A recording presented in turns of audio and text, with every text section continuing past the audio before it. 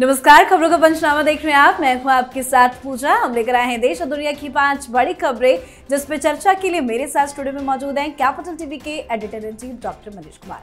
Doctor साहब, बहुत बहुत स्वागत है आपका। धन्यवाद। सबसे पहले नजर हेडलाइंस पर। दुनिया भर में मनाया गया international yoga day. PM Modi ने डल झील के किनारे किया योग, लोगों के साथ ली सेल्फी, बोले विद्या नहीं विज्ञान है योग। केजरीवाल को हाईकोर्ट से बड़ा झटका, आम आदमी पार्टी के जश्न में लगी ब्रेक। अभी जेल में ही रहेंगे अरविंद केजरीवाल। ईडी की याचिका पर दिल्ली हाईकोर्ट में फैसला सुरक्षित। दिल्ली में जल संकट के बीच आम आदमी पार्टी का पानी सत्याग्रह। आज से अनिश्चितकालीन अनशन पर बैठी आतिशी मार्लेना। कहा, जब तक दिल्ली वालों की प्यास नहीं बुझती, अन्न का दाना नहीं खाऊंगी।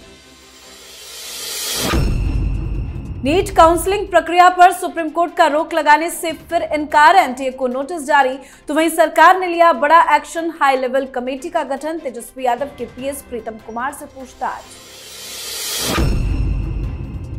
नीट और नेट मुद्दे पर कांग्रेस ने किया देशव्यापी विरोध प्रदर्शन। कहीं पुलिस से धक्का मुक्की तो कहीं जमकर नारेबाजी। कांग्रेस ने किया जमकर बवाल, पुलिस ने भी लिया बड़ा एक्शन। खबरों की शुरुआत में सबसे पहले बात इंटरनेशनल योगा डे की। मोदी का आइडिया हिट है, योग से दुनिया हो रही फिट है। जी हां, देश समेत दुनिया भर में आज 10वां अंतर्राष्ट्रीय योग दिवस मनाया गया। इस खास मौके पर इस बार पीएम मोदी ने श्रीनगर के शेर-ए-कश्मीर इंटरनेशनल कन्वेंशन सेंटर में योग दिवस समारोह का नेतृत्व किया। पीएम मोदी के साथ आज 7000 लोगों ने योगासन किया। इस बार योग दिवस का थीम रहा योग स्वयं और समाज के लिए। इसका मतलब योग खुद की और समाज की भलाई के लिए है। इस खास मौके पर पीएम मोदी ने दुनिया भर को संदेश दिया। पीएम मोदी ने कहा कि योग से रोजगार के कई अवसर बन रहे हैं। योग केवल ज्ञान ही नहीं बल्कि विज्ञान भी है। पीएम ने कहा कि 10 साल पहले मैंने संयुक्त राष्ट्र में अंतर्राष्ट्रीय योग दिवस मनाने का प्रस्ताव रखा था।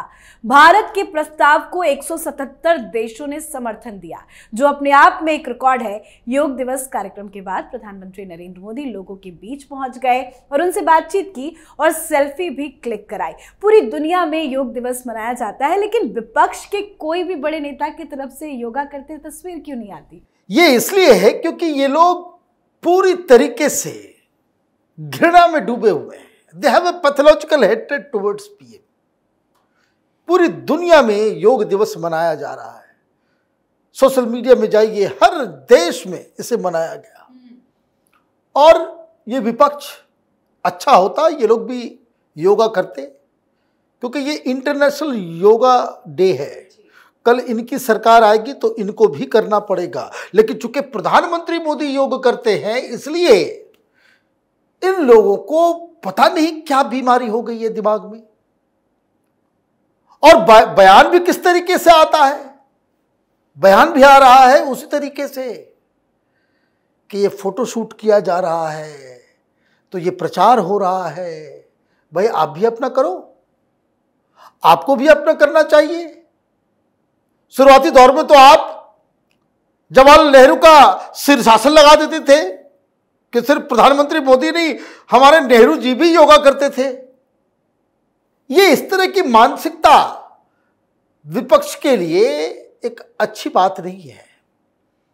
योग प्रधानमंत्री मोदी का नहीं है, कोई कॉपीराइट बीजेपी का नहीं है, कोई आरएसएस का उसके ऊपर कॉपीराइट नहीं। ये तो हिंदुस्तान की विरासत है जिसे पूरी दुनिया अपना रही है। और ये विपक्ष में बैठे लिलीपुटियंस, इनको ये बात समझ में नहीं आ रही है। इन लोगों को भी योग करना था, करना चाहिए भी था, लेकिन ये आदत है जो जाती नहीं है। जी, अब बात करते हैं दिल्ली के मुख्यमंत्री अरविंद केजरीवाल को हाईकोर्ट से लगे बड़े झटके की। अरविंद केजरीवाल अब फिलहाल जेल से अभी बाहर नहीं आएंगे। ईडी की याचिका पर दिल्ली हाईकोर्ट ने फैसला सुरक्षित रख लिया है। कल ही राउज एवेन्यू कोर्ट ने शराब घोटाले के मनी लॉन्ड्रिंग केस में केजरीवाल को जमानत दे दी थी, पर रिहाई से पहले ईडी हाईकोर्ट पहुंच गई। हाईकोर्ट में ईडी ने अपनी बातें रखी, तमाम दलीलें दी गई। सुनवाई के बाद हाईकोर्ट ने अपना फैसला सुरक्षित रख लिया। दिल्ली हाईकोर्ट 2 से 3 दिन में इस पर फैसला सुनाएगा। फैसला सुरक्षित तो रख लिया गया है, पर क्या उम्मीद की जाए रिहाई होगी? देखिए, अगर प्राइमा फेसी कोर्ट को लगता कि जजमेंट सही है तो फैसला आज ही आ जाता, उनकी रिहाई पर रोक नहीं लगाई जाती। उनकी रिहाई पर रोक लगाने का मतलब ये है कि जज साहब हाईकोर्ट के जो हैं उनको ये समझ में आ रहा है कि कुछ न कुछ इसमें गड़बड़ियां हुई हैं। क्या गड़बड़ियां हुई हैं? ईडी ने क्या बताया है? ईडी ने बताया कि जज साहिबा न्याय बिंदु उन्होंने हमारे दस्तावेजों को पढ़ा ही नहीं। उन्होंने कह दिया कि बहुत ज़्यादा आपने दस्तावेज दे दिए और बिना दस्तावेज के आपने जो है वो फैसला सुना दिया। हमें पूरी तरीके से बात कहने नहीं दी गई। जब भी हम कुछ बात को कह रहे थे हमें कट शॉर्ट किया जा रहा था, कहा जा रहा था कि आप बस 30 मिनट में मामला खत्म कीजिए। ये इररिलेवेंट बातें हैं। तो बहुत सारी चीज़ों के ऊपर सवाल उठाए गए। सवाल ये भी उठाया गया, भाई 8 बजे रात में आपने दिया, क्यों दिया? उसके बाद फिर ये भी सवाल किया गया कि जब फैसला आया तो हमने कहा कि अभी इसके बेल ऑर्डर के ऊपर थोड़ा सा स्टे लगाइए, 48 घंटे का समय दीजिए। ये हमारा अधिकार है कि आपके फैसले के ऊपर हम अपीलेट कोर्ट में जाकर के अपनी बात रख सकते हैं, मतलब हाई कोर्ट या सुप्रीम कोर्ट जा सकते हैं आपके फैसले के ऊपर। तो वो हमारा अधिकार है, उस अधिकार का प्रयोग करने दीजिए। उसमें भी हमें मना कर दिया गया। तो एक तरीके से जज के ऊपर सवाल ईडी ने उठाया और ऐसा लग रहा है कि उनके तरफ से जो कमियां रह गई उस कमी की पूरी, जिसको कहते कि उसको लेवल, वो हाईकोर्ट में किया जाएगा। और ये केजरीवाल के लिए कोई अच्छी खबर नहीं है। जी, तो केजरीवाल को हाईकोर्ट ने झटका दे दिया है। आम आदमी पार्टी के जश्न पर मातम पसर गया है। तो वहीं दिल्ली में पानी की संकट को लेकर एक नई नौटंकी आम आदमी पार्टी ने शुरू कर दी है। पानी की मांग को लेकर जल मंत्री आतिशी ने जनपुरा के भोगल में अनिश्चितकालीन अनशन सत्याग्रह शुरू कर दिया। आतिशी अनशन शुरू करने से पहले राजघाट पर महात्मा गांधी को श्रद्धांजलि अर्पित करने पहुंची थी। इस दौरान उनके साथ अरविंद केजरीवाल की पत्नी सुनीता केजरीवाल, संजय सिंह, सौरभ भारद्वाज जैसे कई नेता भी मौजूद रहे। आतिशी ने कहा कि मैं अनिश्चितकालीन अनशन पर बैठ रही हूं। जब तक दिल्ली वालों की प्यास नहीं बुझा देती तब तक अन्न नहीं खाऊंगी। अनशन से तभी उठूंगी जब दिल्ली को पानी मिलेगा। कब तक चलेगा ये अनशन? देखिए, आज तो इसका मतलब ये हुआ कि सरेंडर हो गया कि हमसे नहीं पानी मुहैया करवा सकते, हम दिल्ली की जनता की सेवा नहीं कर सकते, दिल्ली की प्रॉब्लम जो है हम सॉल्व नहीं कर सकते, हमसे कुछ नहीं हो पाएगा, मैं नकारी हूं, मैं कामचोर हूं, मैं कुछ से कुछ नहीं होगा। अब हमारे पास एक ही रास्ता बच गया है कि मैं अनशन पे बैठ जाऊं। This is what it is. मंत्री अनशन में बैठते हैं क्या? यह काम तो विपक्ष का है। मुख्यमंत्री अनशन पे बैठेगा क्या? कल प्रधानमंत्री किसी प्रॉब्लम को लेकर के अनशन में बैठ जाएंगे, भाई ये हमसे ये प्रॉब्लम सॉल्व नहीं हो रहा, मैं अनशन में बैठ जाऊं। भाई प्रॉब्लम सॉल्व करने का काम किसको है? आपसे नहीं हो रहा है काम, इस्तीफा दो, घर जाओ। भाई आपसे अगर आप पानी मुहैया नहीं करवा सकते तो घर जाइए, इस्तीफा दीजिए।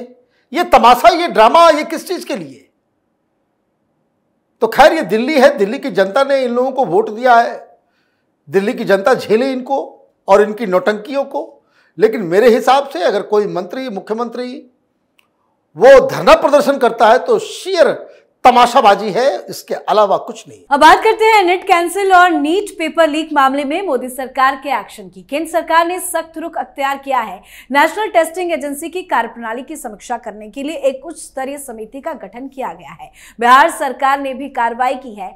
आरोपी सिकंदर प्रसाद को पटना स्थित एनएचके गेस्ट हाउस में एक कमरा बिना आवंटन के ही बुक किए जाने पर पद निर्माण विभाग ने 3 पदाधिकारियों को निलंबित कर दिया है। साथ ही तेजस्वी यादव के प्राइवेट सेक्रेटरी प्रीतम कुमार से ईओडब्ल्यू पूछताछ करेगी। इस मामले में आज तेजस्वी यादव ने चुप्पी तोड़ी और कहा कि अगर मेरे निजी सचिव ने गलती की है तो गिरफ्तार क्यों नहीं करते? आपके पास ही सारी जांच एजेंसियां हैं। तो वहीं सुप्रीम कोर्ट ने नीट की काउंसलिंग पर रोक लगाने से फिर एक बार इनकार कर दिया। और एक अपडेट आपको दे देते हैं, एनटीए 23 जून को नीट यूजी 2024 की दोबारा परीक्षा आयोजित करेगी। अब तक सरकार की तरफ से क्या क्या एक्शन लिया गया? देखिए, बड़ा एक्शन हो गया, दोबारा एग्जाम किया जा रहा है। लेकिन जो सबसे अच्छी चीज है कि धर्मेंद्र प्रधान ने इस सारी चीजों की जिम्मेदारी ली। यह काम उनको पहले दिन ही करना चाहिए। दिक्कत क्या है, युवाओं का भविष्य जो है इस पे ताक पे लगा हुआ है। आपको सिर्फ कोई इसको कहते हैं ना कि छोटी मोटी बदलाव, छोटे मोटे एक्शन से काम नहीं चलेगा। ये बीमारी बहुत दिनों से चली आ रही है, किसी एक सरकार में नहीं, हर सरकार में, हर राज्य में, हर जगह इस तरह का mafia, tuition mafia, coaching mafia के साथ मिलके इसे ऑपरेट करता है। इसको तो जड़ मूल से आपको खत्म करना पड़ेगा, पहली चीज ये। तो इसके लिए एग्जाम नहीं देना तो एग्जाम रीटेस्ट करवा लेना, कुछ लोगों को सस्पेंड कर देना, इससे काम नहीं चलेगा। कानून लेकर के आना होगा और कानून बड़े सख्त कानून लेकर के आने होंगे। दूसरी चीज, ये जो तेजस्वी यादव वाला जो मसला है, ये बताए भाई ये सिकंदर यादवेंद्र जो है उससे लालू यादव परिवार का क्या रिश्ता है, बताना तो पड़ेगा। क्या ये बात सही नहीं है कि ये सिकंदर यादव ये लालू प्रसाद यादव के घर आना जाना इसका नहीं है? क्या इसने लालू यादव की सेवा रांची में जब ये गेस्ट हाउस में थे, जेल में थे चारा घोटाले के मामले में, तो क्या ये सेवा में लगे हुए थे या नहीं लगे हुए थे? क्या ये तेजस्वी यादव के पीए का रिश्तेदार है या नहीं है? कई सारी चीजें हैं, कई सारे सवाल हैं, आप बच नहीं सकते। समस्या क्या है कि इस तरह के माफिया कई सारे पॉलिटिकल पार्टीज के गुड बुक में हैं, माल आता है सबको, और इस हमाम में सारे लोग नंगे हैं, बिना पॉलिटिकल प्रोटेक्शन के, बिना ब्यूरोक्रेसी के प्रोटेक्शन के, बिना पुलिस के प्रोटेक्शन के इस तरह का माफिया एग्जिस्ट नहीं कर सकता। तो ये जो इसके ऊपर राजनीति हो रही है वो बहुत ही शर्मनाक है। हर पार्टी को मिलके एक निर्णय पे आना चाहिए, कानून लाना चाहिए जिसमें मृत्युदंड या उम्र कैद का प्रावधान हो।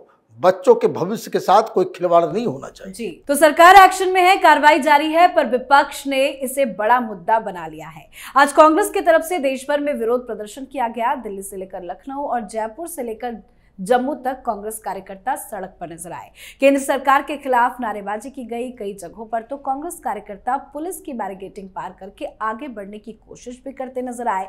कहीं कहीं पुलिस और कांग्रेस कार्यकर्ताओं के बीच में धक्का मुक्की की भी खबर सामने आई।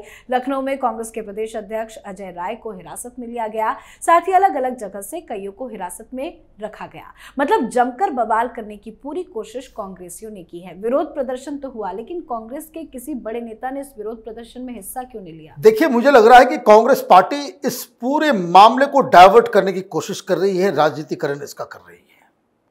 इस पे राजनीति होगी। मैं बार बार कह रहा हूं कि राजनीति जहां हुई इस प्रॉब्लम का सलूशन नहीं निकलेगा। और कहां है इंडी गठबंधन? भाई तमिलनाडु में डीएमके ने क्यों नहीं किया साथ, आपका दिया साथ? शिवसेना ने क्यों नहीं दिया साथ? दिल्ली में आम आदमी पार्टी ने क्यों नहीं दिया साथ? ममता बनर्जी ने क्यों नहीं दिया साथ? तो ये दिक्कत क्या है? कांग्रेस पार्टी का अपनी डफली, अपना राग, आपने जो है विरोध प्रदर्शन करके इसको राजनीतिकरण इसका किया है। सवाल ये है कि हर राज्य में कई सारी पॉलिटिकल पार्टीज हैं जिन लोगों के साथ ये माफिया मिलके ऑपरेट करते हैं। ये हकीकत है। इतना बड़ा रैकेट देश भर में, हर एग्जाम यहां उसकी क्वेश्चन पेपर लीक हो जाता है। जैसा लग रहा है कि कई सारे लोगों का ये धंधा ही बना हुआ है और इसमें माल बहुत आता है। तो अकेले तो ये लोग खाते नहीं है।